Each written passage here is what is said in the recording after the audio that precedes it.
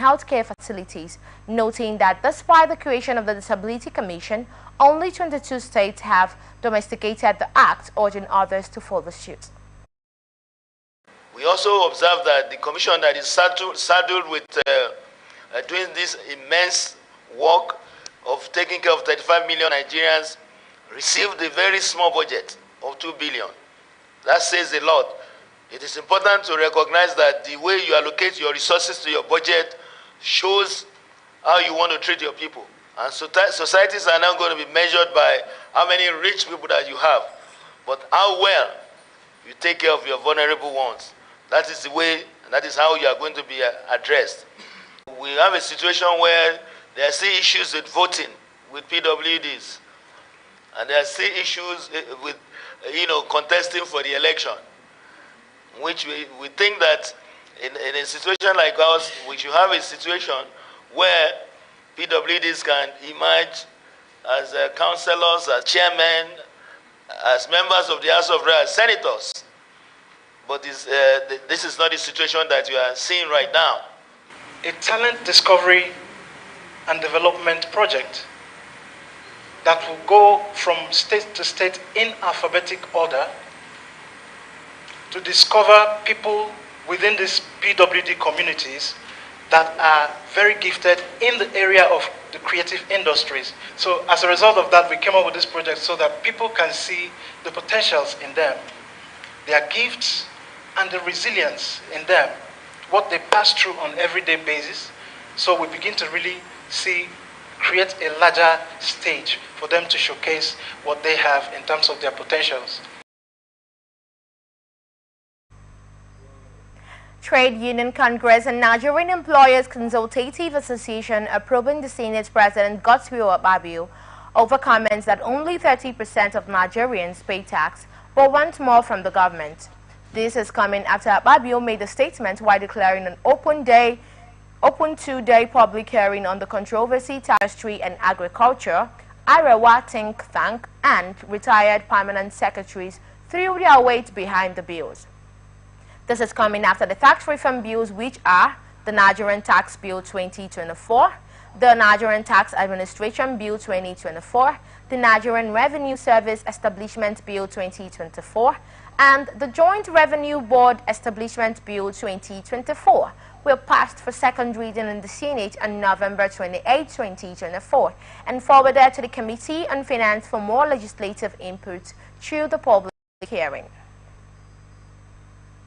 Moving on, Nigerian Army has dismissed claims circulating on social media alleging that the Chief of Army Staff, Lieutenant General Olufemi Oluyede, has introduced a landmark policy to automatically promote officers who have served beyond the required number of years on a rank.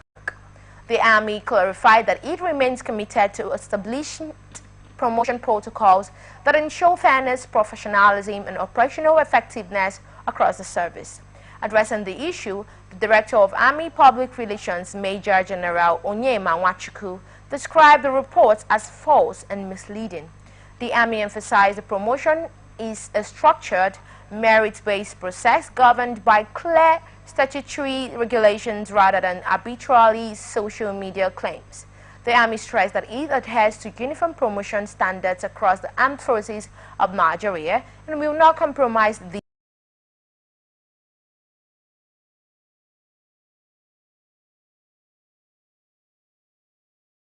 its personnel that all promotions will continue to follow the highest standards of integrity and professionalism in line with its mission to maintain a disciplined and effective force.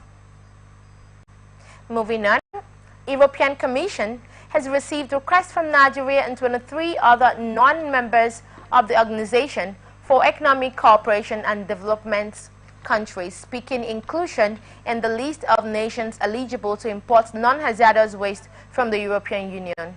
Non-hazardous waste, which accounts for